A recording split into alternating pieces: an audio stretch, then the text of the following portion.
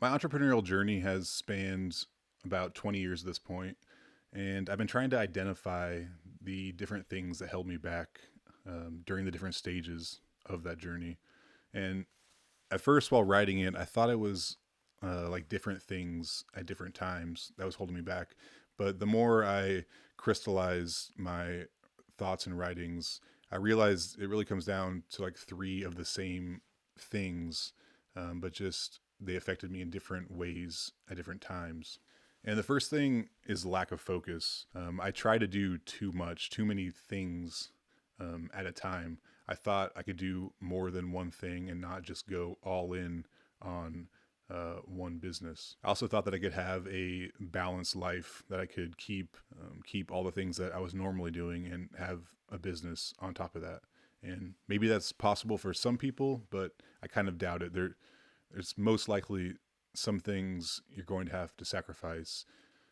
This also manifested in my business as thinking that I had to focus on multiple areas of the business at a time and basically have like a large collection of products. Like with my first business being a clothing brand, I thought that I had to have a huge variety of men's and women's product, a bunch of different designs available in different sections, and basically a large collection rather than focusing on a few great items. And another thing I learned about focus, that's more recently, is like not only do you have to focus like in the macro on one business, but you have to focus within that.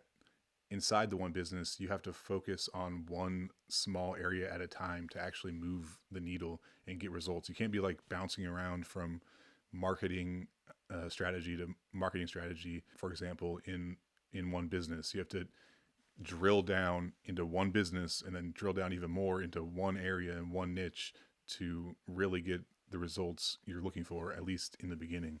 My second thing was lack of boundaries. Basically, a fear of being direct with the people in my life. I went along a lot of times with what people said just because of fear of conflict. And ultimately, I realized fear of being the one shouldering the responsibility. Like, yeah, if everything works out, great, I can take the credit. But if everything fails, I have to take the fault for that too. And that's really what being an entrepreneur is. Like, you have to be ready for that. Like everything stops with you, everything rests on your shoulders, and it's really just a part of the game. And the third thing is a lack of skills and knowledge. I was basically realizing lately, basically ignorant to the fact that there is an established way to do things. And of course, everyone is like ignorant to different degrees. Like that's what life is. Like you're learning, hopefully learning all along the way. But I didn't realize that there's like a framework you can follow to reach success in business. It's not an exact formula. I mean, it kind of is depending on what kind of business you're in. But businesses have departments. That's something I learned working in corporate America. Um, like when I ran my first business, I did a little bit of everything. So I wasn't, of course, I kind of knew the concept of like marketing department, sales department, finance, but like they all bled together. They all ran together because I did a little bit of everything. But in business, there's departments that work together to make things happen, and they're almost the same in most businesses. They're almost all the same. You have marketing, sales, accounting and finance, research and development, and a few others. But there's a structure and a hierarchy to business. There is a path. And I was under the assumption or subconscious belief, I guess, that it was really more about the idea than the execution of it. Even though I thought I believed it was about the execution, I realized somewhat recently that I was stuck in the it's all about the idea for a long time. And I think this might have been because I was like obsessed with the tech world and startups and apps and software and stuff where there are a lot of new ideas, and the really big companies are often a new innovative thing. But in like established industries and service-based businesses or product-based businesses that have been around. Like there's a way to do things. There's a path, a framework to follow.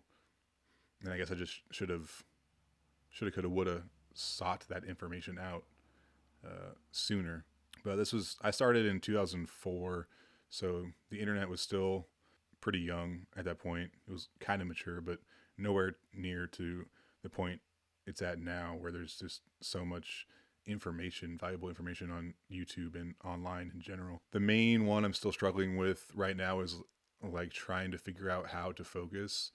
And one of my newer ideas is basically to sort of just try to channel all these ideas into my personal brand, like give them a life of their own, get them out of my head and on paper or in video or whatever, so I can at least express them. Because I've noticed the pattern over the years of I like to start things, but then I quickly become excited about a new idea and move on to the next thing.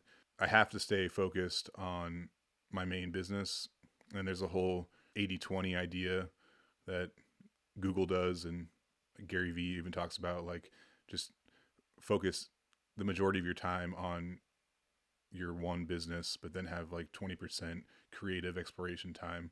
Basically, my idea or strategy currently to handle focus is still follow my interests and come up with those ideas. But since I have more time than I have more ideas than I have the time to execute on them, maybe just sharing those ideas, giving them a life of their own through content. And maybe that can build up my own credibility, and I can use that as a source of content to share with the world and feed back into the umbrella, which is me, my personal brand. But again, that's just my strategy right now. Still trying to figure this all out. I run a PR and marketing company. If you want to check it out, feel free. If not, cool. Peace.